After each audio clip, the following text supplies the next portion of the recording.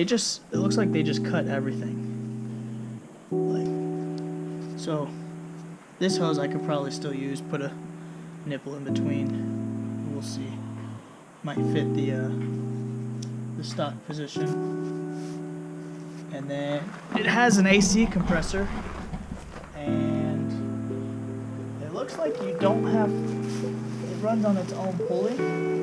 So if I just take that belt off, then I'll show you right here.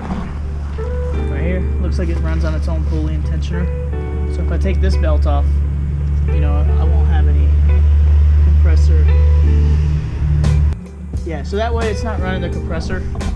And I don't know anything about AC units, and I assume if you're not pushing any air or whatever, that it would not be very good for the compressor. It might seize or something, but eventually I will get the canisters and stuff or whatever you need for AC. Hook up AC to the 240, that'd be kind of cool. But as for everything else, it looks to be in decent condition. Oh, look at that harness right there. I hope that doesn't go to anything. Yikes.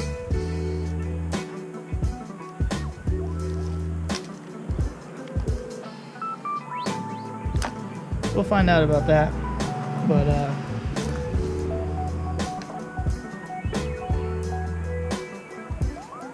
looks pretty decent. You got like the fuel pressure regulator here.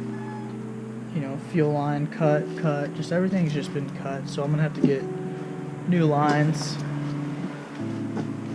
Maybe this looks like a brake booster from the intake. They cut the throttle. So, ooh, that throttle seems like it's stuck.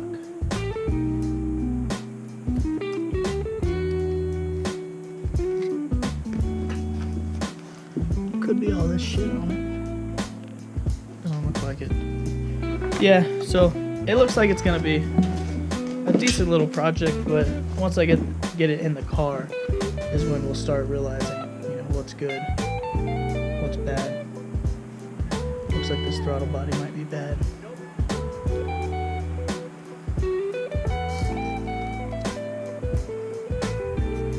A lot of connectors cut. Alright, let me look through it real quick.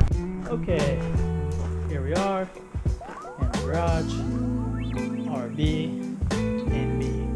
And there's a bird in here too, somewhere. Today I was just doing some some small stuff, short work.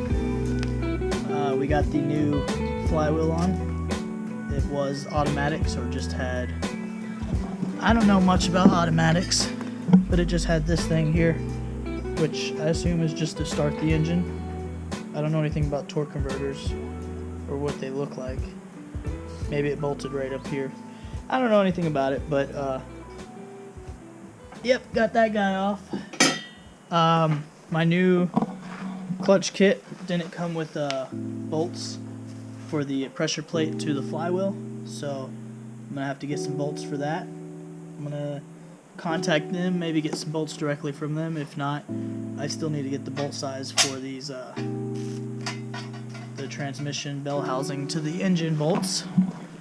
And so it's like, you know, it's got this valve cover that could be sanded down and painted and stuff, but for now we're just gonna keep it how it is, get it in the car, get it running, and then slowly, you know, just take the valve cover off and paint that, maybe sand down the intake manifold, but nothing crazy. We're gonna use the stock fan, the clutch fan.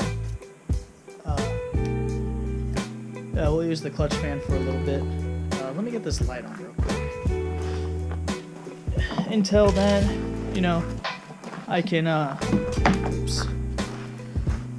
get electric fans once I get all this stuff in, and it's just trying to keep it budget friendly for now, and then we'll worry about that other stuff later. So picked up some bolts I went ahead and used 10.9 grade Allen head. It's M8 by 125, and I used 16 millimeter depth or length. And we went and used our clutch alignment tool, and now we got the clutch and pressure plate on. So pretty much ready to rock. We are just waiting on the mount kit still, and actually might pick up a oil filter since that one's damaged. But that's about it. Then we can drop it in and start the wiring. Nightmare. Yeah, nothing really else to do.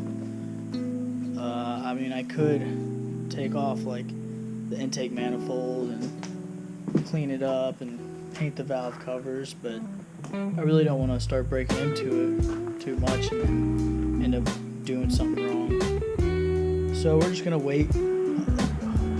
We're just gonna wait for the mount kit and see how it mounts up. I'm gonna try using the I have a solid motor mounts for the KA tranny, and I'm gonna try keeping those, and with the other ones see where it matches up. And if I have to, I'll swap out the tranny mount, but we'll wait until then to figure out what I'm gonna do, get shit lined up and stuff. Then we'll start working on the harness, and that's gonna be the hardest part.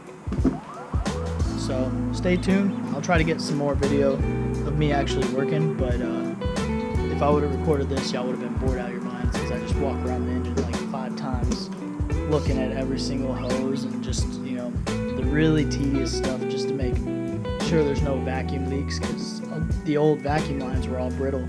You can tell now I have all the new ones and new clamps, and it looks good. So hopefully we have no fuel leaks, no coolant leaks, no vacuum leaks. And I'm gonna do a couple extra grounds once I drop that in from the head to the body, and probably from the block to the body of the car also. So yeah, stay tuned. Alright, what's up guys? So this is gonna be day 2 of just getting everything ready to drop in. Then turn down this music real quick. Okay, so got a new oil filter, new belts, serpentine belts, power steering, alternator, fan belts. I got new bolts because the other ones, this is the best one. The others are pretty stripped pretty badly. New nuts for it, and a tap and helicoil set, because on the back side of the turbo it is stripped out because of me and or the previous owner, and we're just gonna try to rethread it. If not, we'll drill it out, tap it, and put the helicoils in. So we'll see what happens. But as for now, we'll just be working on that and installing the serpentine belts.